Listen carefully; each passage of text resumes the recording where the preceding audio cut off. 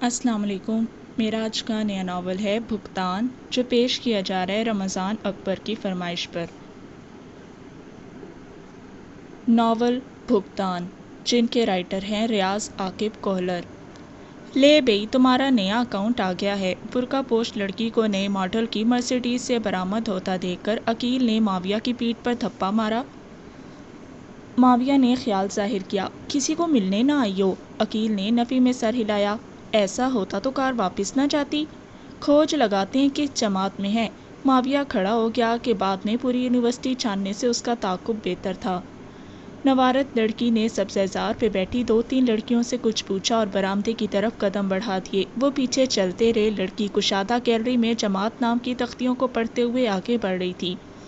ایک کمرے کے سامنے وہ رکی اور دروازہ کھول کر داخل ہو گئی۔ معاویہ اور عقیل نے بے اختیار ہاتھ بجا کر خوشی کا اظہار کیا تھا۔ وہ اتفاق سے ان کی ہم جماعت نکلی تھی۔ کلاس روم میں نوارت برقع پوش باقیوں سے الگ تھلگ بیٹھی تھی۔ 3 لڑکیاں اور 4 لڑکے بھی سر جھکائے کتابوں میں کھوئے ہوئے تھے۔ انہوں نے نئی لڑکی کی آمد کو اہمیت نہیں دی تھی۔ یونیورسٹی میں سارے لڑکے وقت ضائع کرنے نہیں آتے، کچھ کو پڑھنے اور مستقبل بنانے کا بھی شوق ہوتا ہے۔ معاویہ اور عقیل 2-3 کرسیاں چھوڑ کر بیٹھ گئے۔ معاویہ نئی لڑکی کو مخاطب ہوا، مس، میں غلطی پر تو نہیں تو آج آپ کا پہلا دن ہے؟ اس نے گھبرا کر معاویہ کی جانب دیکھا۔ جی بھائی، مختصراً کہہ کر وہ ورق گردانی کرنے لگی۔ اس کی بے اعتنائی دیکھتے ہوئے معاویہ نے عقیل کو اٹھنے کا اشارہ کیا۔ دونوں کلاس روم سے باہر نکل آئی کہ پیریڈ شروع ہونے میں چند منٹ رہتے تھے۔ آواز تو کافی سریلی ہے، شکل و صورت کا کچھ پتہ نہیں۔ باہر نکلتے ہی عقیل نے تبصرہ شروع کیا۔ معاویہ ہنسا، شکل کا اندازہ لگانے کو نقاب اور سیاہ شیشوں کی اینک کافی ہے۔ عقیل بولا، ہاتھ تو نہایت ہی گورے ہیں۔ معاویہ نے ناک منہ چڑھائی، بھاڑ میں جائیں گورے کالے ہاتھ، کون سا شادی کرنا ہے؟ 3-4 ماہ عیاشی کر کے دوسری ڈھونڈ لیں گے۔ ممکن ہے گھر سے بہت زیادہ اچھی اور کافی عرصے تک لمبی لمبی رقموں کا چارہ ڈال سکے۔ شگفتہ نے تو پرانے حساب کھولنے شروع کر دیے ہیں۔ عقیل رونی صورت بنا کر بولا، مجھے بھی کوئی طریقہ سکھا دو ان تتلیوں کو پھنسانے کا۔ خود کی تو پانچوں گھی اور سر کڑائی میں رہتا ہے، کبھی دوست کے حال پر رحم نہیں کھانا۔ معاویہ نے کہکا لگایا، اپنی دنیا آپ پیدا کر اگر زندوں میں ہے۔ عقیل ترکی بترکی بولا، میں مردہ ہی بھلا۔ طریقوں سے زیادہ شکل و صورت اہمیت رکھتی ہے۔ تم کسی سادہ اور درمیانی طبقے کی لڑکی کو تو پٹا لوگے، لیکن اعلیٰ خاندان کی لڑکیوں کے لیے تمہاری شکل و صورت کوئی اہمیت نہیں رکھتی۔ اکثر دولت مند لڑکیاں وقتی تعلقات کی عادی ہوتی ہیں۔ شادی وہ کسی اونچے گھرانے میں کرنا چاہتی ہیں، جبکہ سفید پوش لڑکیاں کسی چاہنے والے کی متلاشی رہتی ہیں۔ عقیل نے پھپتی کسی، امیر لڑکیوں ہی نہیں لڑکوں کے بھی لچھن ایسے ہی ہوتے ہیں۔ اب سیٹھ محمد علی صدیقی کے بیٹے کو ہی دیکھ لو۔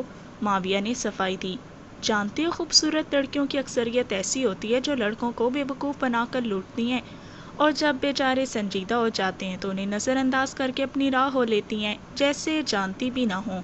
اور میں صنف نازک سے بدلہ لینے کو لڑکیوں کو پھانستا ہوں، اس دوران کچھ مالی فوائد حاصل ہو جائیں تو مذائقہ نہیں۔ عقیل صاف کوئی سے بولا، جھوٹ نہ بولو، صنف نازک سے بدلہ لینے کو صرف امیر لڑکیاں ہی کیوں؟ آج تک تمہیں درمیانے طبقے کی کسی لڑکی سے محبت کا ڈرامہ کرتے نہیں دیکھا۔ معاویہ نے کوپ بھرے انداز میں انکشاف کیا، اگر غریب لڑکیاں ہی پھانستا رہوں تو عیاشی کیسے کروں گا؟ جیب خرچ کے پیسے میری شاہ خرچیوں کو کافی نہیں ہوتے۔ جس کلب کا ممبر ہوں وہاں رات کو لاکھوں کروڑوں کا جوا ہوتا ہے، شراب پانی کی طرح بہائی جاتی ہے، جیب خرچ کی خطی رقم بھی مہینے کے پہلے 10 دنوں تک ساتھ دیتی ہے۔ لے دے کے یہ سیٹ زادیاں بچتی ہیں جو محبت کے دھوکے میں لمبی لمبی رقمیں کبھی بطور قرض اور کبھی بطور تحفہ دے دیتی ہیں۔ شگفتہ کے بارے میں کچھ بتا رہے تھے۔ عقیل نے اس کی موجودہ محبوبہ کا نام لیا۔ معاویہ نے منہ بنایا، کل رات چند ہزار کے تقاضے پر کمینی کہنے لگی، میں نے اب تک پہلی والی رقم واپس نہیں کی۔ عقیل ہنسا، گویا تعلقات کی کشتی ڈگمگا رہی ہے۔ معاویہ نے کہکا لگایا، ڈگمگا نہیں رہی، کشتی کے پیندے میں سوراخ ہو گیا ہے۔ سگریٹ پلاؤ یار۔ گہرا سانس لیتے ہوئے عقیل نے سنگی بینچ سے ٹیک لگا لی تھی۔ معاویہ نے گولڈ لیف کی ڈبی سے ایک سگریٹ عقیل کی طرف بڑھائی اور دوسری اپنے ہونٹوں میں دبا لی۔ عقیل نے اندیشہ ظاہر کیا، شگفتہ کافی تیز لڑکی ہے، اتنی جلدی جان نہیں چھوڑے گی۔ تم کافی لمبی رقم اینٹ چکے ہو، پہلی فرصت میں پیسوں کی واپسی کا مطالبہ کرے گی۔ تم سے متفق ہو کر بھی اسبات میں سر ہلانے میں یہ تصاویر اور ویڈیوز رکاوٹ ڈال رہی ہیں۔ معاویہ نے موبائل فون کا خفیہ فولڈر کھول کر ایک تصویر عقیل کے سامنے کی۔ شگفتہ کا ناکافی لباس اور ہاتھ میں گھٹیا مشروب کا گلاس اس کی اخلاقی پستی ظاہر کر رہا تھا۔ شگفتہ کی میرے پاس موجود تصاویر میں یہ سب شریفانہ ہے۔ بہت خبیث ہو، گہرا کش لے کر دھواں ناک سے نکالتے ہوئے عقیل نے تحسین آمیز لہجے میں کہا تھا۔ معاویہ نے فخر کا اظہار کیا۔ یہ حفاظتی تدابیر ہیں دوست، اور ان تصاویر اور ویڈیوز کے حصول کو وہ چند لاکھ آسانی سے قربان کر دے گی۔ شگفتہ سے پہلے والیوں کو بھی اس صورتحال کا سامنا کرنا پڑا ہوگا۔ یقیناً عقیل انجان تھا کہ وہ لڑکیوں کو بلیک میل بھی کرتا ہے۔ آج پہلی مرتبہ اس نے یہ راز اگلا تھا۔ شمائلہ اور سمینہ اس حد تک جانے پر راضی نہیں ہوئی تھی، البتہ ترک تعلق کے بعد انہوں نے رقم کی واپسی کا مطالبہ بھی نہیں کیا تھا کہ مشکل پیش آتی۔ اس دوران پیریڈ کا وقت ہو گیا تھا، وہ دونوں کلاس روم کی طرف بڑھ گئی۔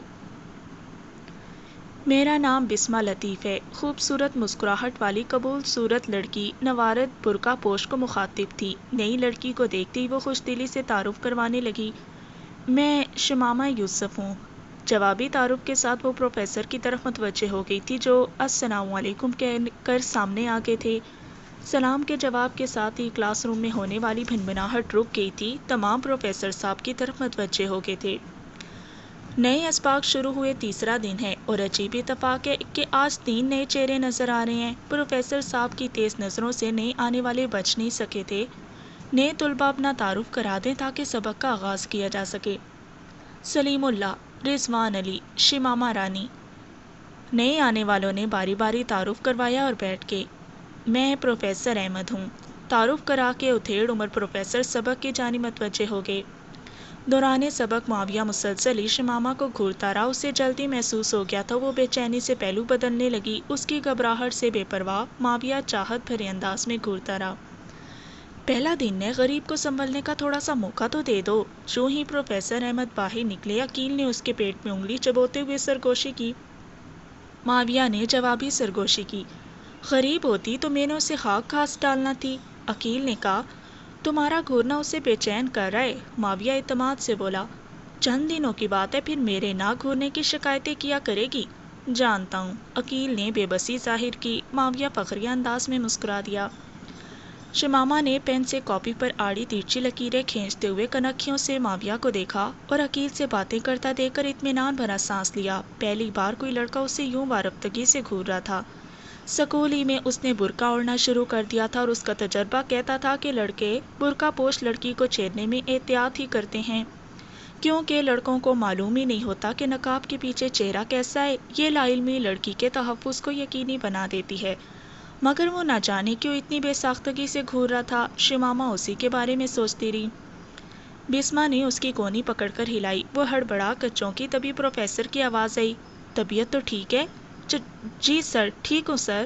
وہ گڑبڑا گئی تھی، اسے معلوم ہی نہیں ہوا تھا کہ کس وقت نئے پروفیسر نے آ کر سبق شروع کر دیا تھا۔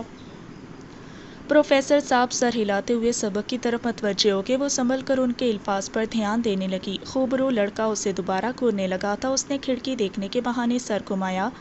لڑکے کی گہری نیلی آنکھوں میں چاہت کا سمندر موجے زن دیکھتے ہی دل بری طرح سے دھڑکنے لگا تھا۔ وہ سیدھی ہو کر بیٹھ گئی۔ پروفیسر کے الفاظ دوبارہ سماعتوں سے دور ہونے لگے تھے۔ لڑکا نہایت ہی خوبصورت تھا، کشادہ جبیں، جھیل سی گہری نیلی آنکھیں، بھورے بال، ستواں ناک، قدرتی سرخی لیے باریک ہونٹ، مضبوط ہاتھ پاؤں، سڈول جسم، یوں جیسے ماضی کا سفر طے کر کے کوئی یونانی دیوتا ان کی جماعت میں آ گیا ہو۔ پیشانی پر بکھرے بھورے بال، آستین کے کھلے بٹن اور 2-3 دنوں کی بڑھی ہوئی داڑھی اس کے کھلنڈرے پن اور لاابالی شخصیت کو ظاہر کر رہے تھے۔ شمامہ کو آج تک کوئی اتنا اچھا نہیں لگا تھا، گو پہلے کسی لڑکے نے اس میں یوں دلچسپی بھی نہیں لی تھی، اور لیتا بھی کیسے کہ گھر سے باہر نکلتے ہی وہ سرتاپا برقعے میں ملبوس رہتی تھی۔ اس کی ساری سوچیں لڑکے پہ مرتکز ہو گئیں۔ صبح بھی اس نے بات کرنے کی کوشش کی تھی اور اس کے مخاطب کرنے پر وہ گھبرا گئی تھی۔ وہم و گمان میں بھی نہیں تھا کہ وہ یوں دلچسپی لینا شروع کر دے گا۔ آخر شمامہ میں کیا اچھا لگا تھا جو وارفتگی اور چاہت سے گھور رہا تھا؟ سبق کے اختتام تک وہ بظاہر پروفیسر صاحب کی جانب متوجہ رہی، لیکن سوچوں میں یونانی دیوتا کا تصور سرگردہ رہا۔ پروفیسر صاحب کے باہر نکلتے ہی کچھ لڑکے اور لڑکیاں اپنی نشستوں پر کھڑے ہو گئے تھے۔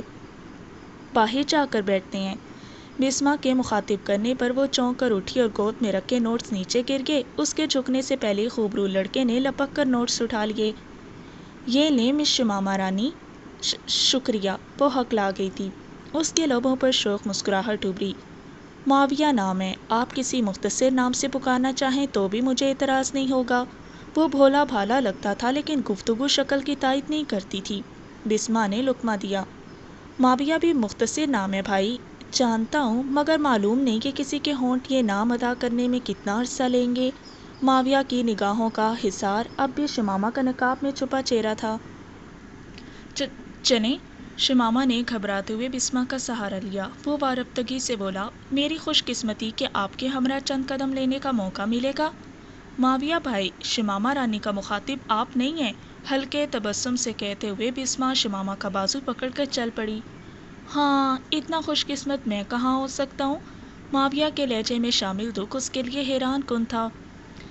کلاس روم سے نکلتے ہی شمامہ نے سینے میں مقید سانس خارج کی۔ بسما نے پوچھا، شاید آپ گھبرا گئی ہیں؟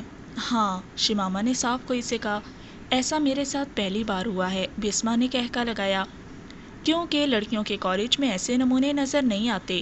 آپ تو اسے بے تکلفی سے مخاطب تھیں۔ بسما بے نیازی سے بولی، مخلوط تعلیم میں لڑکوں کو مخاطب کرنا ناگزیر ہو جاتا ہے۔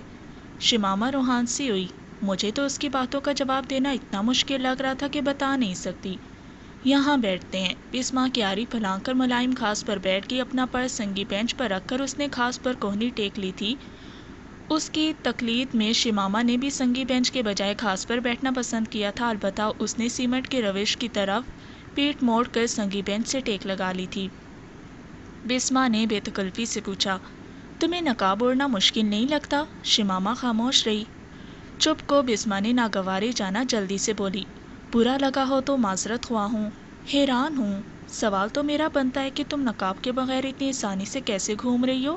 شمامہ نے بھی تکلف کی دیوار گرا دی تھی۔ بسما مسکرائی، اطراف میں نگاہ دوڑانے پر تمہیں شاید ہی کوئی برقع پوش دکھائی دے۔ اکثریت کا غلط فعل جواز کی دلیل نہیں ہے۔ بسما نے منہ بنایا، پردہ تو آنکھ کا ہوتا ہے۔ شمامہ بھڑکی، تو پھر کپڑے پہننے کا تکلف کیوں کیا ہے؟ یقیناً تمہارے جسم میں پہلی صدی ہجری کی کوئی روح مقید ہے۔ بسما نے اس کی کڑوی بات مذاق میں اڑا دی تھی۔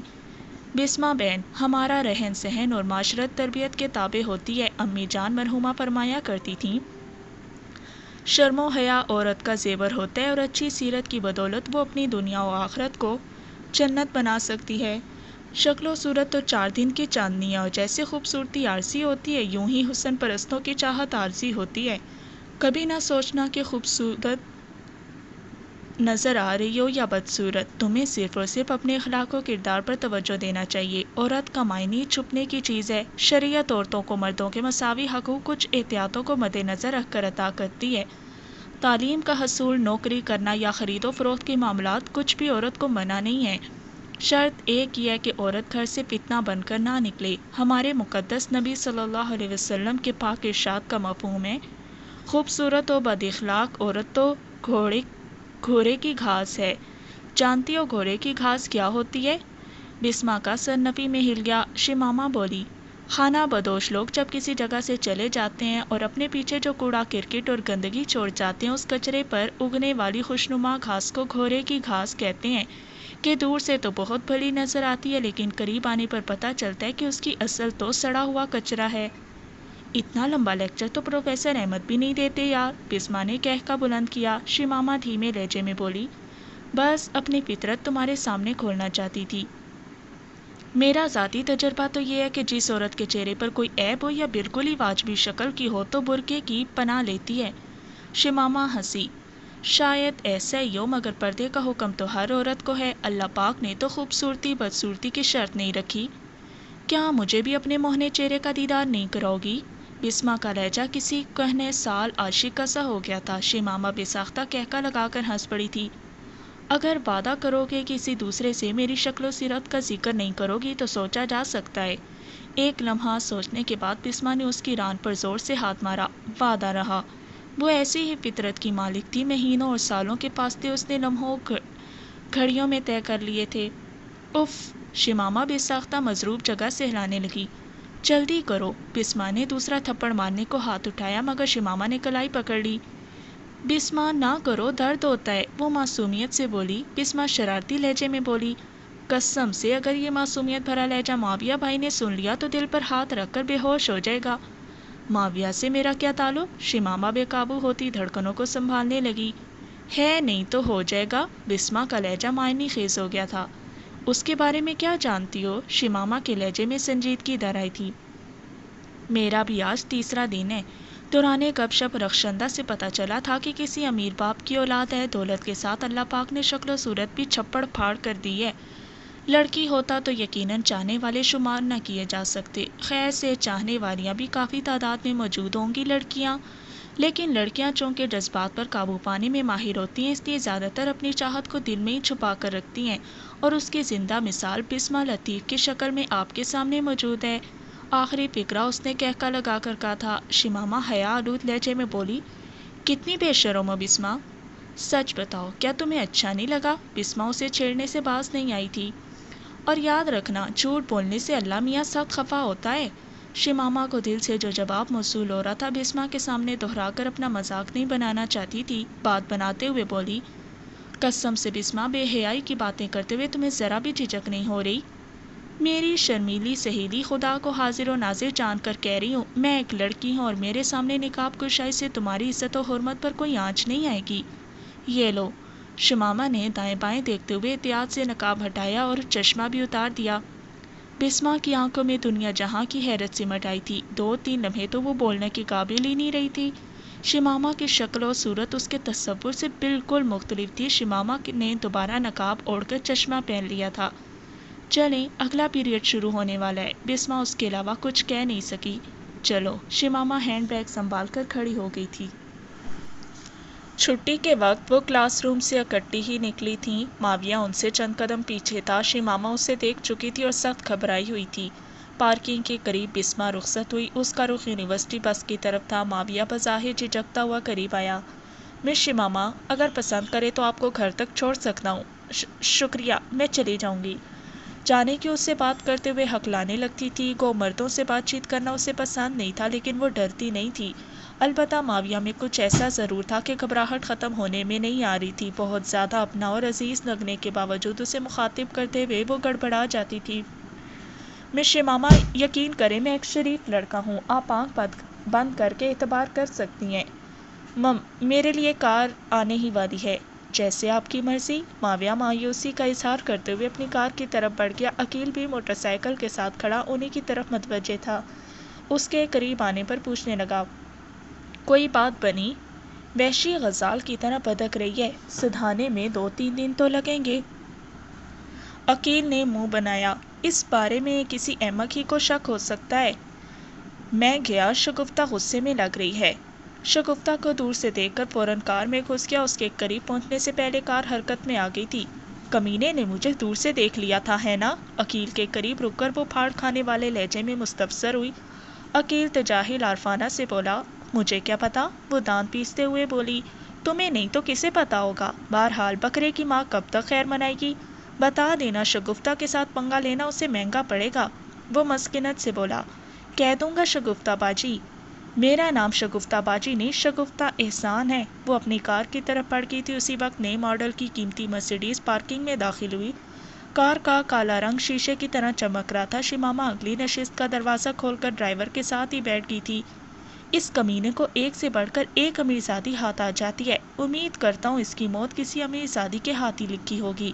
خود کلامی کرتے ہوئے وہ موٹر سائیکل کو کک لگانے لگا۔ شماما کی مرسیڈیز سبک رفتاری سے پارکنگ سے باہر جا رہی تھی۔ شمو رانی کا دن کیسا گزرا؟ ادھیڑ عمر ڈرائیور نے شفقت سے پوچھا۔ شماما چہکی، بہت اچھا بابا جانی۔ اتنی خوشی؟ ڈرائیور کا لہجہ مسرت سے پر تھا۔ آج بہت مزہ آیا، ایک لڑکی بھی دوست بن گئی ہے، قسم سے اتنی مخلص اور اچھی ہے کہ بتا نہیں سکتی۔ صرف لڑکی؟ اس کے لہجے میں شفقت کے ساتھ شرارت بھی پنہاں تھی۔ کیا مطلب؟ شماما نے چشمہ اتارتے ہوئے تیز نظروں سے گھورا۔ ڈرائیور نے تصدیق چاہی۔ روبینا، ماریا، سنبل وغیرہ بھی تمہاری سہیلیاں تھیں نا؟ ہاں، مگر انہوں نے تو دوسری یونیورسٹی میں داخلہ لیا ہے۔ آپ جانتے تو ہیں کافی مہنگی یونیورسٹی ہے، میرا داخلہ بھی تو سیٹھ صاحب کی مہربانی سے ممکن ہو پایا ہے۔ ڈرائیور کا کہکا بلند ہوا۔ شمو رانی، میرا مطلب تھا لڑکیوں سے دوستی تو پرانی بات ہے، یونیورسٹی میں ایک لڑکی ہی کے دوست بنا کر کیا تین مار لیا؟ شمامہ بھڑکی۔ یعنی مجھے لڑکے سے دوستی کرنا چاہیے تھی؟ وہ جلدی سے بولا۔ توبہ توبہ، کتنی بے باک ہوگی یہ شمو رانی، کیا میں ایسا کہہ سکتا ہوں؟ آپ میرا مذاق اڑا رہے ہیں، پکی کٹی ہو جائے گی۔ ادھیڑ عمر ڈرائیور نے جاندار کہکا بلند کیا۔ اچھا، معذرت، دوبارہ نہیں چھیڑوں گا۔ بابا جانی، جس دن کوئی پسند آیا اور اس نے بھی میری ذات میں دلچسپی ظاہر کی، سب سے پہلے آپ کو مطلع کروں گی۔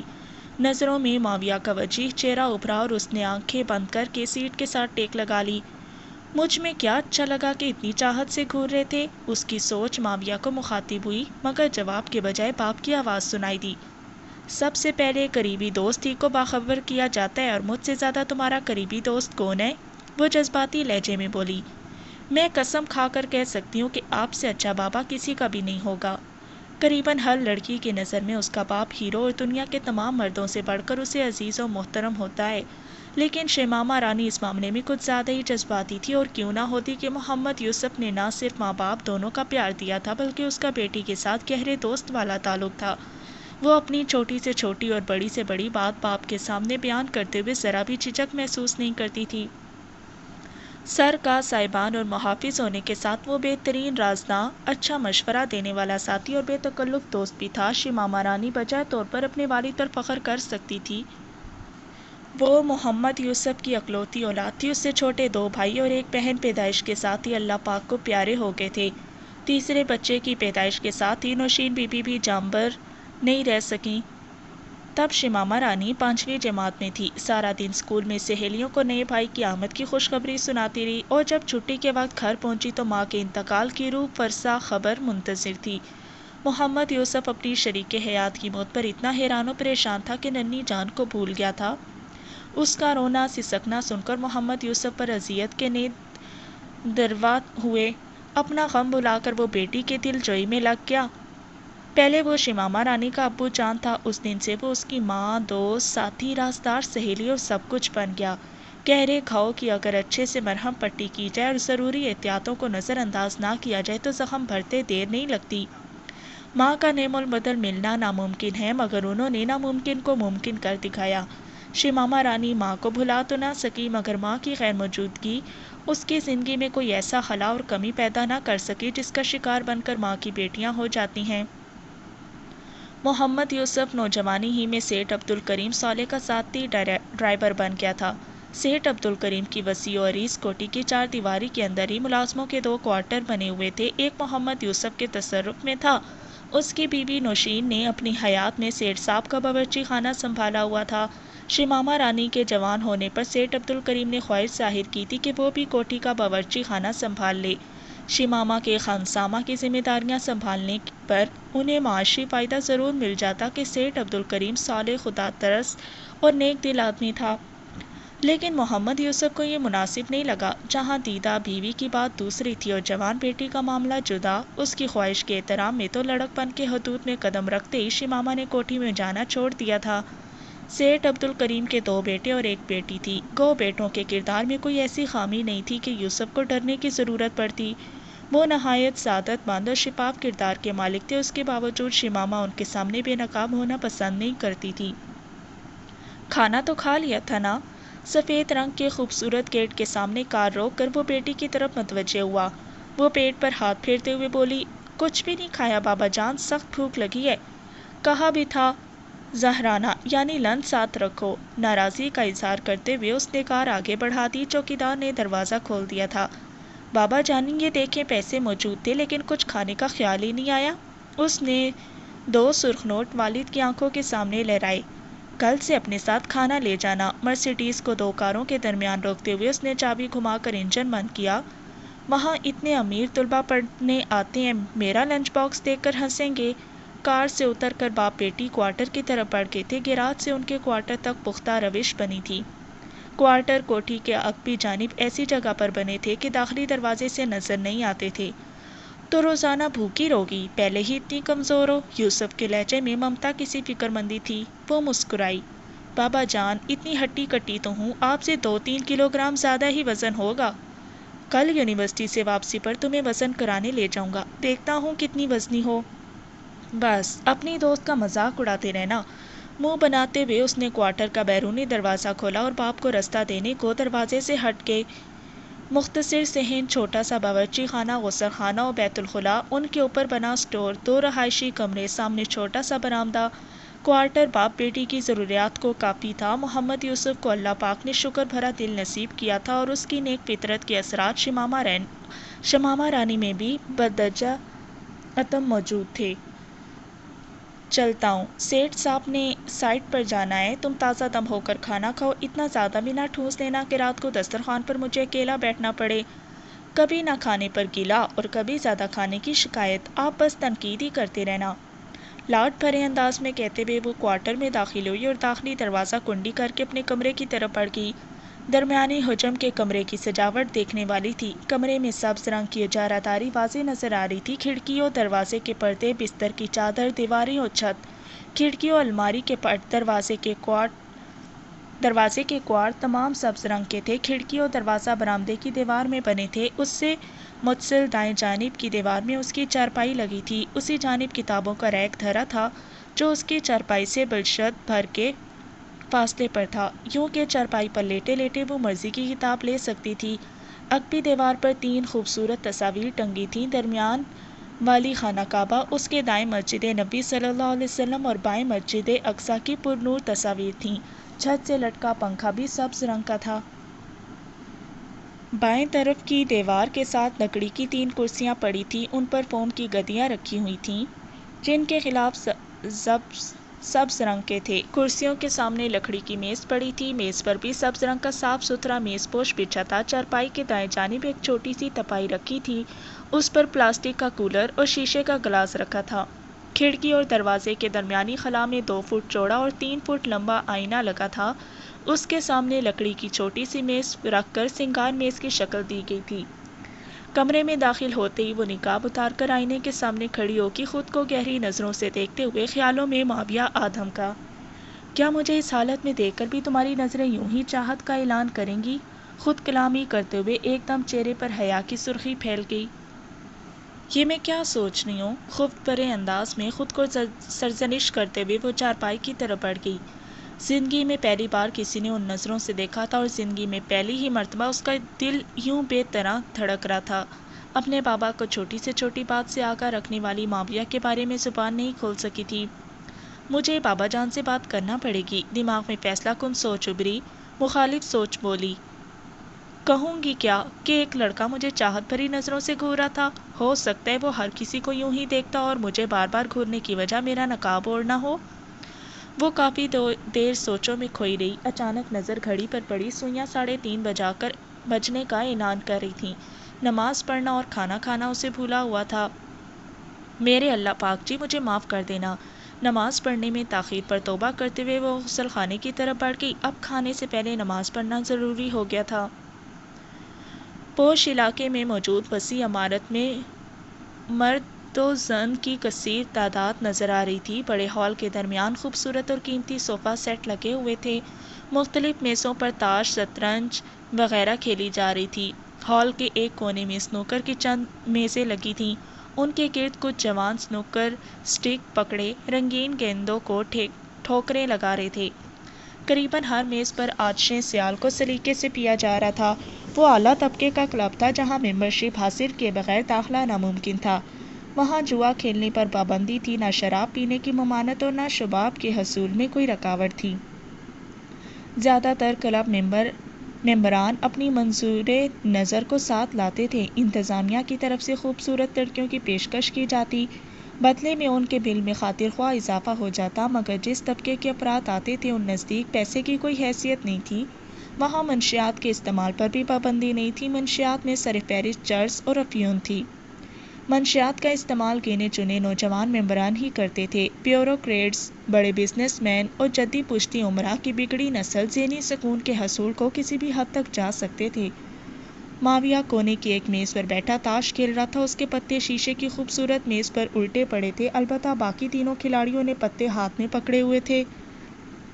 माविया के एक हाथ में सुनहरी स्याल का गिलास था, जबकि दूसरा हाथ पहलू में बैठी लड़की की कमर से लिपटा था। गोरे रंग की लड़की ने चेहरे पर ज़रूरत से कुछ ज़्यादा ही मेकअप थोपा हुआ था। उम्र माविया से चंद साल ज़्यादा लग रही थी, जबकि कीमती लिबास उसकी अमारत की निशानदेही कर रहा था। माविया के मद्दे मुकाबिल लड़कों साथ भी खूबसूरत हसीनाएं मौजूद थीं। उन लड़कियों का मरकज़े निगाह भी माविया ही था। जिन्स मुखालिफ के लिए उसकी शक्ल में अजीब किस्म की कशिश थी। मेज़ का दरमियानी हिस्सा मुख्तलिफ रंग के टोकनों से भरा हुआ था। माविया ने सामने रखे टोकनों में से आधे से ज़्यादा टोकन उठाकर दरमियान में फेंक दिए। उसके बाद वाले लड़के ने अपने पत्ते इकट्ठे करके एक जानिब रखे और सोफे की पुर्ज से टेक लगाकर मुकाबले से दस्तबरदारी का ऐलान कर दिया था।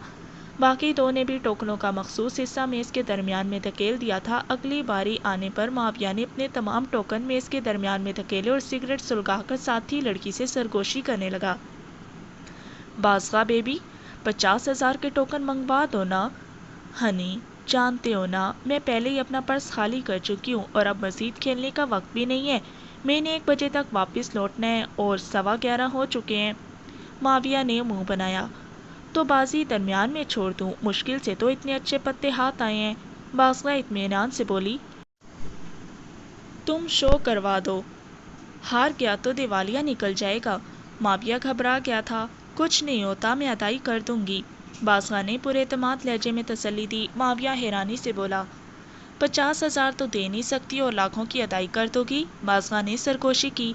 एक तो तुम्हारे पत्ते वाकई बहुत अच्छे और दूसरा मुझसे मजीद सब्र नहीं हो रहा। जानते भी हो कितने अरसे से दूर हो। शो। बाज़गा का मुतमई नज़र जानते ही उसने बारी आने पर शो का नारा बुलंद किया। मुखालफिन के पत्ते देखती उसकी बातें मुसर्रत से खिल गई थीं। अपने पत्ते सीधे करके उसने मेज़ के दरमियान पड़ा टोकनों का अंबार समेट लिया था। बाज़गा ने वेटर्स को बुलाकर टोकन उठाने का इशारा किया और माविया का हाथ पकड़कर खड़ी हो गई। थोड़ी देर बाद वो टोकनों का हिसाब करवा रहा था।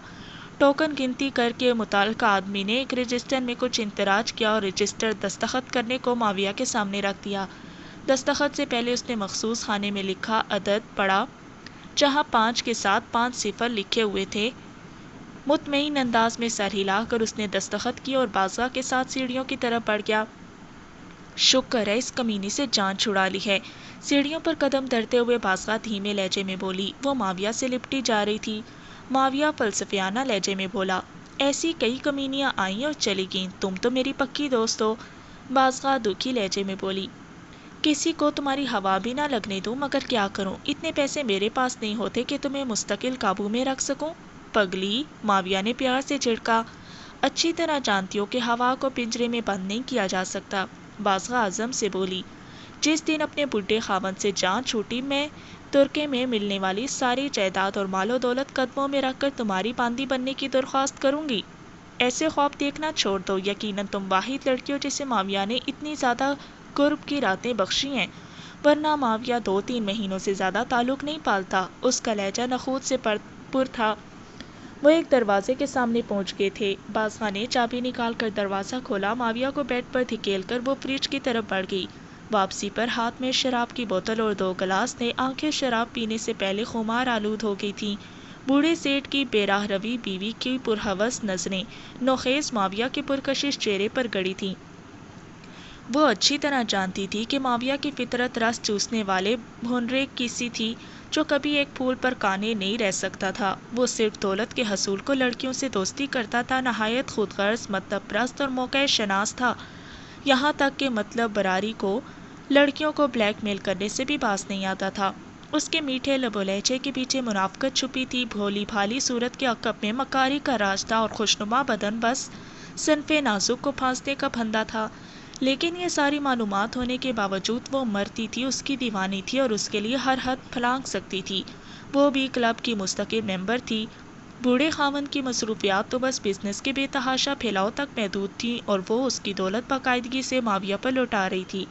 जब माविया किसी नई अमीरजादी को फांस लेता तब बाज़गा आर्जी तौर पर पीछे हट जाती कि माविया की फितरत से अच्छी तरह वाकिफ थी।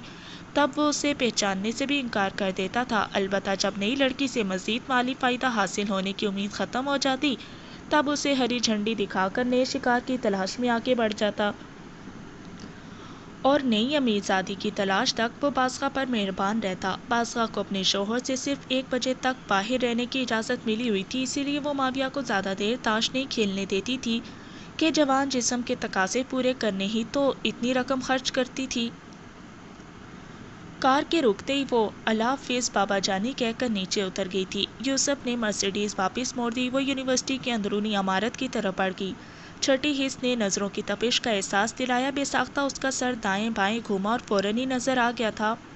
سرخ رنگ کی نئے ماڈل کی اسپورٹس کار سے ٹیک لگائے قربان ہونے والی نظروں سے اسے گھور رہا تھا۔ شمامہ کا دل زور زور سے دھڑکنے لگا۔ کشادہ جمی پر بھورے بھال بکھرائے، سفید قمیض کی آستینیں کونیوں تک موڑے، لبوں پر دھیمی مسکراہٹ پھیلائے، وہ مردانہ وجاہت کا نمونہ نظر آ رہا تھا۔ اس نے بڑی مشکل سے نظریں ہٹائی تھیں، ورنہ پاگل دی تو سارے راز تشت اسباب کرنے پر تلا تھا۔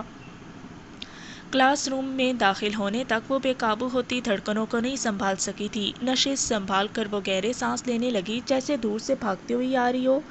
اس کی خوش قسمتی کہ کلاس روم خالی پڑا تھا، ورنہ نقاب میں ہونے کے باوجود اس کی ناگفتہ بحالت دوسروں کو معلوم ہو جاتی۔ پتہ نہیں کیا ہو جاتا ہے۔ افسوس بھرے انداز میں سر ہلاتے ہوئے اس نے نوٹس کھول لیے تھے۔ السلام علیکم۔ ماویہ کلاس روم میں داخل ہوا۔ اس کا مسحور کن لہجہ سن کر شمامہ کا دل اچھل کر حلق میں آ گیا تھا۔ جواب دیے بغیر وہ جلدی جلدی ورق الٹنے لگی۔ شاید آپ خفا ہیں؟ نشست سنبھالتے ہوئے اس نے چاہت بھرے لہجے میں پوچھا۔ شمامہ اس بار بھی جواب دینے کی ہمت نہیں کر پائی تھی۔ اس کا لہجہ اتنا مسحور کن اور جادو بھرا تھا، گویا ہر لفظ شہد میں لتھڑا ہو۔ شمامہ رانی، میں آپ کو مخاطب ہوں اور یاد نہیں پڑتا کہ محترمہ کی شان میں کوئی ادنیٰ سی گستاخی بھی کی ہو۔ بالفرض میری یادداشت دھوکہ دے رہی ہے تو آپ غلط ثابت کرنے کا حق رکھتی ہیں۔ میں نہیں تو ایسا میں نے کب کہا؟ وہ گڑبڑا گئی تھی۔ ذرا بھی شبہ ہوتا وہ کلاس روم میں گھیر لے گا تو کبھی تنہا نہ بیٹھتی۔ آپ مجھے بہت اچھی لگتی ہیں، اس نے اچانک حملہ کیا تھا۔ شمامہ کا دل اتنی زور سے دھڑکنے لگا کہ دھک دھک کی آواز سماعتوں تک پہنچ رہی تھی۔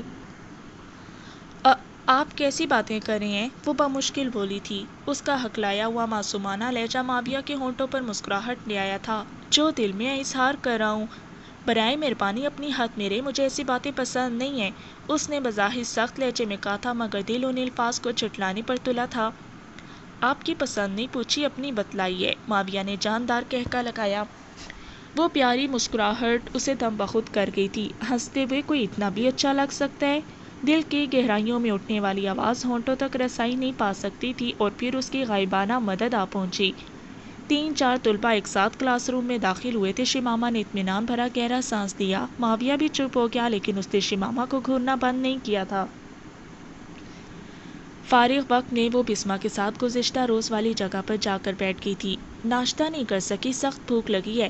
بیٹھتے ساتھ بسمہ نے واویلا کیا، میرے پاس دال کا بنا پراٹھا موجود ہے۔ شمامہ نے قیمتی شولڈر بیگ سے چھوٹا سا لنچ باکس نکالا۔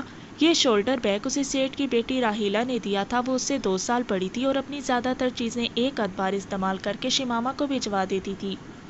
باپ کی طرح وہ بہت اچھی طبیعت کی مالک تھی۔ ذرا بھی اندازہ نہیں تھا کہ تم اتنی اچھی ہوگی۔ بسمہ نے بے صبری سے لنچ باکس جھپٹا۔ یقیناً تمہیں تو بھوک نہیں ہوگی، اور جواب سنے بغیر پراٹھے کو جڑ گئی۔ شمامہ کو ہنسی آ گئی تھی۔ ہنسو محترمہ ہنسو، تمہیں تو خاتمہ سب کچھ تیار کر کے بیڈ پر لا دیتی ہوگی۔ ہم غریبوں کے پاس نہ تو کوئی ملازمہ ہے اور نہ خود ہمیں توفیق ہوتی ہے۔ میں نے خود بنایا ہے، شمامہ صاحب کو اسے بولی۔ قیمتی کار میں آنے کا مطلب یہ نہیں کہ میں سیٹھ زادی ہوں۔ بابا جان سیٹھ عبدالکریم صالح کے ڈرائیور ہیں اور ان کی اجازت سے مجھے یونیورسٹی آنے جانے کی کار کی سہولت ملی ہوئی ہے۔ بہرحال بہت لذیذ پراٹھا تھا اور اب میں ٹھنڈی بوتلیں لاتی ہوں۔ بسمہ کو اس کی غربت عمارت سے مطلب نہیں تھا۔ وہ کیفیٹیریا کی طرف بڑھ گئی۔ بوتلیں لیتے ہوئے اچانک اس کے کانوں میں ایک لڑکی کی تیز آواز گونجی، کب تک بھاگو گے محترم؟ اس نے مڑ کر دیکھا، ایک خوبصورت لڑکی ماویہ کو مخاطب تھی۔ آواز اتنی بلند تھی کہ کافی طلباء بے ساختہ ان کی طرف دیکھنے لگے تھے۔ وہ بھی متوجہ ہو گئی۔ میں کیوں بھاگوں گا شگفتہ؟ ماویہ کا لہجہ نہایت ہی سلجھا ہوا تھا۔ اچھی طرح جانتے ہو میرے کہنے کا مطلب کیا ہے۔ شگفتہ پر اس کی نرم خوئی کا اثر نہیں ہوا تھا۔ ماویہ نے نفی میں سر ہلایا۔ بالکل بھی نہیں جانتا، شگفتہ زہریلے لہجے میں بولی۔ جانو گے بھی کیسے؟ دولت کے پجاری کے نزدیک کسی کے احساسات کی اہمیت ہی کیا ہوتی ہے؟ ماویہ تحمل سے بولا۔ آپ میری توہین کر رہی ہیں۔ بسمہ اس کی برداشت دیکھ کر حیران رہ گئی تھی۔ شگفتہ بار بار اس کی توہین کر رہی تھی اور وہ جوابی کارروائی سے مسلسل اعتراض برت رہا تھا۔ شگفتہ تل ملاتے ہوئے بولی، توہین نہیں کر رہی، آئینہ دکھا رہی ہوں۔ اگر آئینہ دکھا چکی ہیں تو برائے مہربانی تشریف لے جائیں، کسی کے صبر کو آزمانا عقل مندی کی علامت نہیں ہے۔ جانتی ہوں تم کتنے خوش اخلاق ہو، بہرحال میں اپنی رقم لینے آئی ہوں۔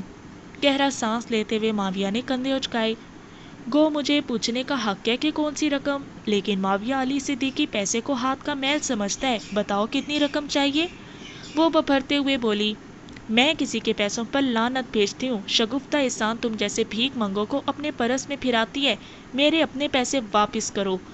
معاویہ طنزیہ لہجے میں بولا، وہی تو پوچھ رہا ہوں، 3 ماہ کے تعلق کا کتنا بل بنا ہے؟ وہ پھاڑ کھانے والے لہجے میں بولی، 10 لاکھ روپے، اور یہ رقم تم ادھار لے چکے ہو۔ معاویہ نے چیک بک نکالی اور بے پرواہی سے 10 لاکھ کا چیک لکھ کر اس کی طرف بڑھا دیا۔ چیک کے مندراج پڑتے ہی شگفتہ کا غصہ دھیما پڑ گیا تھا۔ وہ پیچھے مڑی اور لمبے ڈگ بھرتے ہوئے کیفیٹیریا سے باہر نکل گئی۔ بسمہ اس دوران وہیں کھڑی رہی۔ معاویہ کی خوش اخلاقی اور نرم خوئی نے اسے کافی متاثر کیا تھا۔ شگفتہ کے جانے کے بعد اس نے معاویہ کے چہرے پر الوداعی نگاہ ڈالی، بوتلیں پکڑیں اور باہر چل دی۔ شمامہ بے صبری سے اس کی منتظر تھی۔ اتنی دیر لگا دی؟ اس نے چھوٹتے ہی پوچھا۔ کیفیٹیریا میں ڈرامہ شروع تھا۔ اس نے ایک بوتل شمامہ کی طرف بڑھا دی۔ کیسا ڈرامہ؟ شمامہ نے حیرانی ظاہر کی۔ بسمہ خوابناک لہجے میں بولی، سچ کہوں تو معاویہ کا چہرہ جتنا خوبصورت ہے اس سے کئی گنا زیادہ اس کا دل اور سوچیں خوبصورت ہیں۔ شمامہ چڑھتے ہوئے بولی، کچھ پتہ تو چلے۔ نہ جانے کیوں اسے بسمہ کا معاویہ کی تعریف کرنا اچھا نہیں لگ رہا تھا۔ بسمہ اسے تفصیل بتانے لگی۔ شگفتہ احسان کے سامنے تم بکری بن گئے تھے، ساری رقم بھی لوٹا دی، کیا فائدہ ڈینگے ہانکنے کا؟ شگفتہ کے جاتے ہی عقیل اسے متون کرنے لگا۔ وہ محترمہ نظر آ رہی ہے؟ معاویہ نے بسمہ کی جانب اشارہ کیا جو دروازے کی طرف جا رہی تھی۔ عقیل نے منہ بنایا، اچھی طرح بسمہ نام ہے اور اپنی ہم جماعت ہے، بس اتنا ہی معلوم ہے، معاویہ نے استہزائی لہجے میں کہا۔ بے وقوف، وہ شمامہ رانی کی قریبی سہیلی بھی ہے اور پہلے دن ہی سے دونوں ایک دوسرے کے قریب آ گئی ہیں، اور اس وقت محترمہ کے ہاتھ میں نظر آنے والی بوتلوں میں سے ایک شمامہ رانی کے لیے ہے تو؟ عقیل کی سمجھ میں کچھ بھی نہیں آیا تھا۔ معاویہ جھلاتے ہوئے بولا، تو یہ کہ تم کبھی لڑکی نہیں پھنسا سکتے، وضاحت نہیں کر سکتے تو دماغ بھی خراب نہ کیا کرو۔ عقیل کو بھی غصہ آ گیا تھا۔ احمق آدمی، جب وہ شمامہ کے پاس جا کر میری خوش اخلاقی، حوصلے اور برداشت کی تعریف کرے گی، صنف مخالف سے میرے عمدہ برتاؤ کا ذکر کرے گی، تو تمہارا کیا خیال ہے شمامہ رانی اس کی بات کو کوئی اہمیت نہیں دے گی؟ ضروری تو نہیں ہے وہ شمامہ سے ذکر کرے۔ تم لڑکیوں کی نفسیات نہیں جانتے بے وقوف، عقیل نے پوچھا۔ بالفرض اس نے نہ بتایا، معاویہ اطمینان سے بولا، تو پیٹ میں درد پڑنے سے مر جائے گی۔ عقیل ہنسا، اس کی وجہ سے تم اتنے اخلاقی بن رہے تھے؟ شمامہ رانی کی وجہ سے؟ معاویہ نے تصدیق کی، میں تمہیں لکھ کر دے سکتا ہوں کہ بسمہ شمامہ سے کئی گنا بڑھ کر خوبصورت ہے۔ بسمہ خوبصورت ہے؟ معاویہ نے اسے ملامتی نظروں سے گھورا۔ شک کی کیا ہے؟ عقیل نے اس بات میں سر ہلایا۔ شمامہ رانی تو سونے کی چڑیا ہے جگر، اور میری نظر لڑکیوں کی شکل بنی بینک بیلنس پر ہوتی ہے۔ پتہ نہیں بھدے نقوش والی نکاح پوش سے تمہیں کچھ حاصل ہوگا یا نہیں، لیکن تم نے شگفتہ کو 10 لاکھ کا چیک کاٹ کر دیا ہے۔ معاویہ ہنسا، اگر میں کہوں کہ تم احمق ہو تو اس میں کسی احمق ہی کو شک ہوگا۔ اس کے باپ کی امارت ہے، مجھے کوئی شک نہیں ہے، لیکن کیا اسے بھی اتنا جیب خرچ ملتا ہوگا کہ وہ معاویہ علی کی پانچوں گھی اور سر کڑھائی میں کر سکے؟ کیا میرے اکاؤنٹ میں 10 لاکھ موجود ہوں گے؟ معاویہ کے چہرے پر معنی خیز مسکراہٹ نمودار ہوئی۔ یعنی وہ جعلی چیک تھا؟ عقیل ششدر رہ گیا تھا۔ چیک اصل تھا، دستخط بھی میرے تھے، لیکن میرے اکاؤنٹ میں اتنی رقم موجود نہیں ہے۔ گویا شگفتہ احسان سے جھگڑا ابھی باقی ہے؟ معاویہ نے نفی میں سر ہلایا۔ اب شگفتہ صاحبہ وہاں کا رخ بھی نہیں کرے گی جہاں میری موجودگی کا ذرا بھی احتمال ہوگا۔ کیوں؟ معاویہ ہنسا، بھول گئے وہی نازیبا تصاویر اور ویڈیوز؟ عقیل نے سوالیہ انداز میں تصدیق چاہی۔ جواب درست ہے۔ معاویہ اس بات میں سر ہلاتے ہوئے کھڑا ہو گیا تھا۔ یہاں کیوں بلایا ہے؟ شگفتہ شوقی لہجے میں مستفسر ہوئی، یوں جیسے اسے یقین ہو کہ معاویہ نے تجدید محبت کو اسے یونیورسٹی کے ویران کونے میں آنے کی دعوت دی ہو۔ یہاں وہ پہلے بھی کئی بار خوشگوار وقت بتا چکے تھے۔ وہ لمحات یاد آتے ہی شگفتہ کے جسم میں سرور کی لہریں اٹھنے لگی تھیں۔ بیٹھو، ماویہ کا لہجہ جذبات سے عاری تھا۔ ایسے ہی ٹھیک ہوں، شگفتہ اتنی جلد ناراضی ختم کرنے والی نہیں تھی۔ اس کی سماعتیں ماویہ کی لجاجت بھری آواز اور منت بھرے الفاظ سننے کی متمنی تھیں۔ گو اس کی وہاں آمد ظاہر کر رہی تھی کہ وہ پرانی باتوں کو بھلانے کی نیت سے آئی ہے، اور یقیناً اس کے دل میں اب بھی ماویہ کی محبت پنپ رہی تھی، لیکن پہلے ماویہ کو غلطیوں کا احساس دلانا اور اپنی اہمیت منوانے کا مرحلہ باقی تھا۔ یہ دیکھو، ماویہ نے اپنا موبائل فون اس کی جانب بڑھا دیا۔ حیرانی سے موبائل فون پکڑ کر اس نے اسکرین پر نگاہ دوڑائی، جہاں وہ نازیبا حالت میں نظر آ رہی تھی۔ ویڈیو میں ماویہ بھی موجود تھا، لیکن اس کی شکل نظر نہیں آ رہی تھی۔ یہ کیا ہے؟ خوف کی شدت سے اس کا رنگ پیلا پڑ گیا تھا۔ اندھی تو نہیں ہو، نہ پاگل ہی ہو کہ سمجھ نہ سکو؟ میں تم پر کیس کر دوں گی، پاپا تمہیں عبرت کا نمونہ بنا دیں گے، شگفتہ نے پھسپھسے لہجے میں دھمکی دی۔ وہ طمانینت سے بولا، محترمہ شگفتہ احسان، 1-2 دن تک میں چند مخصوص سائٹوں سے بات کرنے والا ہوں کہ وہ ان ویڈیو کلپس کو خریدنے کو کیا پیشکش کرتے ہیں۔ تم سے چونکہ خاص تعلق رہا ہے، اس لیے تمہاری پیشکش سننے کو ادھر بلا لیا۔ نمونہ دکھانے کو 2-3 ویڈیوز اور چند تصاویر لایا ہوں، باقی میرے لیپ ٹاپ میں محفوظ ہیں۔ بلیک میل کر رہے ہو؟ شگفتہ کے خوبصورت نقوش غصے کی شدت سے بگڑ گئے تھے۔ ہاں، ماویہ نے اس سے موبائل فون لیا۔ ایسا کوئی ارادہ نہیں تھا، لیکن تم نے خود دعوت دی ہے۔ غیر ہوتی حالت سنبھالنے کو شگفتہ نے چند گہرے سانس دی اور پھر آنکھوں میں نمی بھرتے ہوئے بولی، کیوں کر رہے ہو ایسا؟ میں تو بس آپ کی بے رخی دیکھ کر رویہ دکھا رہی تھی۔ وہ ایک دم تم سے آپ پر آ گئی تھی۔ مجھے نہ تمہاری محبت کی ضرورت ہے اور نہ قرب کی خواہش۔ یہ جسم میرے لیے کشش کھو چکا ہے، کیونکہ ضرورت سے زیادہ ہی استعمال کیا جا چکا ہے۔ باقی محبت میرے نزدیک وقت کا ضیاع ہے اور بہت بڑی حماقت ہے۔ میں تو لڑکیوں سے کاروباری نقطہ نظر سے محبت کا کھیل رچاتا ہوں، اسی بہانے جسمانی تقاضے بھی پورے ہو جاتے ہیں اور کچھ خرچہ پانی بھی نکل آتا ہے۔ توانائیاں ضائع نہ کرو، تمہارے اشک اور چکنے چپڑے الفاظ بے فائدہ ہی رہیں گے۔ براہ راست مدعے پر آتے ہیں، مجھے ان ویڈیوز کے بدلے 50 لاکھ روپے چاہیے۔ 1 ہفتے کی مہلت دیتا ہوں، اگر مطلوبہ رقم نہ ملی تو ان تصاویر کے بڑے بڑے پوسٹر چھپا کر یونیورسٹی کی ہر دیوار پر چپکا دوں گا اور پوری دنیا میں یہ ویڈیوز پھیلا دوں گا۔ اس کی غلاظت بھرا لہجہ سن کر شگفتہ کانپ گئی تھی۔ میرے پاس اتنی رقم نہیں ہے، میں یہ چیک آپ کو واپس کر دیتی ہوں اور یقین دلاتی ہوں کہ آئندہ آپ کے سامنے نہیں آؤں گی۔ پلیز یہ ویڈیوز ضائع کر دو، اگر کسی اور نے دیکھ لیے تو میرے پاس خودکشی کے علاوہ کوئی چارہ نہیں ہوگا۔ شگفتہ نے دستخط شدہ چیک ماویہ کی جانب پھینک کر ہاتھ جوڑ دیے تھے۔ ماویہ کے ہونٹوں پر زہریلی مسکراہٹ نموداری، اس نے چیک کے ٹکڑے کر کے ہوا میں اڑائے۔ مہلت بڑھا سکتا ہوں، بے شک قسطوں میں ادا کر دینا، معافی نہیں مل سکتی۔ پلیز، اس نے روتے ہوئے ہاتھ جوڑے۔ وہ بے رحمی سے بولا، اگر تمہارا رونا دھونا جاری رہا تو 50 لاکھ 1 کروڑ میں بھی تبدیل ہو سکتے ہیں۔ رقم بہت زیادہ ہے، میرا جیب خرچ اتنا نہیں ہے کہ 2-3 سالوں میں بھی 50 لاکھ پورے کر پاؤں۔ اس نے بے بسی کا اظہار کیا۔ پہلے بھی تو 2-3 ماہ کے اندر تم نے 10 لاکھ روپے دیے تھے۔ ماویہ کے لہجے میں مکاری بھری تھی۔ وہ صاف کہی سے بولی، پاپا کی تجوری سے چرائے تھے۔ تو ایسا ہی کچھ کر لینا، تمہارے پاس کافی قیمتی زیور ہوگا، کار کی مرمت کے بہانے کچھ رقم اینٹ لینا، شکل و صورت کے لحاظ سے ہزاروں لاکھوں میں ایک ہو، کسی واجبی صورت کے امیر زادے کو پھانس کر کچھ رقم نکلوا لینا، نیا موبائل فون لینے کے بہانے بھی اچھی خاصی رقم اینٹ سکتی ہو، وغیرہ وغیرہ۔ ماویہ کو سکون سے رقم اکٹھی کرنے کے طریقے بتانے لگا۔ وہ لجاجت سے بولی، کچھ تو کمی کر دو، 50 لاکھ بہت زیادہ ہیں۔ اس نے حاتم طائی کی قبر پر لات مارتے ہوئے کہا، چلو 10 لاکھ کا چیک تم نے واپس کر دیا، اور ماویہ کسی کو دی ہوئی چیز واپس نہیں لیا کرتا، 40 لاکھ دے دینا۔ وہ بے بسی سے کرائی، یہ بھی زیادہ ہیں، تمہارے ساتھ بہت اچھے لمحات بتائے ہیں، آخری بات کر رہا ہوں 30 لاکھ، اب تکرار کی تو وہی 50 لاکھ ہوں گے۔ تھوک نکلتے ہوئے شگفتہ نے سر جھکایا اور کراتے ہوئے پوچھا، کیسے مانوں رقم حاصل کرنے کے بعد یہ ویڈیو ضائع کر دو گے؟ تم پہلی لڑکی نہیں ہو، کیا کبھی کوئی لڑکی میرے حوالے سے بدنام ہوئی ہے؟ مطلوبہ رقم کے حصول کے بعد میں نہ صرف لڑکیوں کی ویڈیو ضائع کر دیتا ہوں، بلکہ ان سے تعلق رکھنے والے ہر واقعے کو بھی یادداشت سے کھرچ دیتا ہوں۔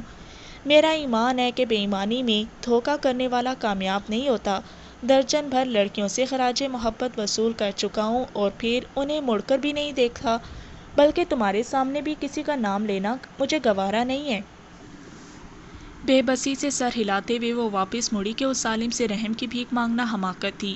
ایک منٹ بیبی، اتنی بھی کیا جلدی ہے؟ 20 لاکھ کی رعایت حاصل کر لی ہے، انعام کے حقدار تو ہم بنتے ہیں نا؟ مکروہ لہجے میں کہتے ہوئے اس نے شگفتہ کا ہاتھ پکڑ کر اپنی جانب کھینچ لیا۔ تہذیب و ثقافت اور شریعت کی دھجیاں اڑانے والی لڑکی کے نصیب میں ذلت کی گہرائیاں ہی لکھی ہوتی ہیں۔ شرم و حیا عورت کا زیور ہے اور عصمت اس کی چادر۔ جب وہ تنہائی میں غیر مرد کے پاس جا کر بھائیوں کے غرور اور باپ کے مان کی دھجیاں اڑاتی ہے تو نتیجے میں ملنے والی ذلت کا سامنا بھی سب سے پہلے اسی کی ذات کو کرنا پڑتا ہے۔ شگفتہ کو بھی بے راہ روی کی سزا ملنا شروع ہو چکی تھی، اور یہ تو اللہ پاک کی مرضی ہوتی ہے کہ کسی گناہ گار کو سزا دینے کو اس پر کسی ظالم کو مسلط کر دے یا اس سے بھی بڑے خطا کار کا انتخاب کرے، کوئی بھی ایسا جس کی رسی رب نے ڈھیلی چھوڑی ہوئی ہو۔ اس وقت ماویہ کا خوبصورت و پرکشش چہرہ شگفتہ کو خون آشیم بھیڑیے کی طرح دکھائی دے رہا تھا۔ اس کے ٹھوس اور سڈول بدن سے کراہیت محسوس ہو رہی تھی، لیکن اب معاملہ اس کے ہاتھ میں نہیں رہا تھا۔ 30 لاکھ کی ادائیگی تک یہ ذلت اسے وقتاً فوقتاً برداشت کرنا تھی۔ اس کے بعد بھی وہ جان چھڑا پاتی یا نہیں، اس کا انحصار بھی اس کے رذیل کے وعدے سے مربوط تھا۔ نم آنکھوں اور اذیت بھری سوچوں سے وہ ماویہ کی ہر پیش قدمی بغیر احتجاج کے برداشت کرتی رہی۔ نہ تو یہ کھیل نیا تھا، نہ کھلاڑی انجان، بس احساسات تبدیل ہو چکے تھے، اور اسے اچھی طرح پتہ چل چکا تھا کہ گزشتہ چند ماہ سے جسے وہ محبت کا دھندا سمجھ رہی تھی وہ شکاری کا پندہ تھا۔ یونیورسٹی کا ویران کونا ایک ہوازادی کی بے بسی کا تماشا دیکھ رہا تھا، اور اس میں ظالم و مظلوم برابر کے شریک تھے۔ محبت کے نام پر ہوس کا کھیل رچانے والے کی پیش قدمی کو اس نے کھلے دل سے خوش آمدید کہا تھا۔ وہ خوبصورت، معصوم اور بھولے بھالے چہرے پر فریفتہ ہوتے وقت بھول گئی تھی کہ معصومیت کا تعلق صرف شکل و صورت سے نہیں، حرکات و سکنات سے بھی ہوتا ہے، اور اب پچھتاووں کا وقت گزر چکا تھا۔ اس کا آخری مددگار اللہ پاک کی ذات اور آخری سہارا توبہ کا عمل تھا، اور اس بے نیاز ذات نے کتنے عرصے کی ذلت اس کے مقدر میں لکھی تھی، اس سے صرف وہی واقف تھی۔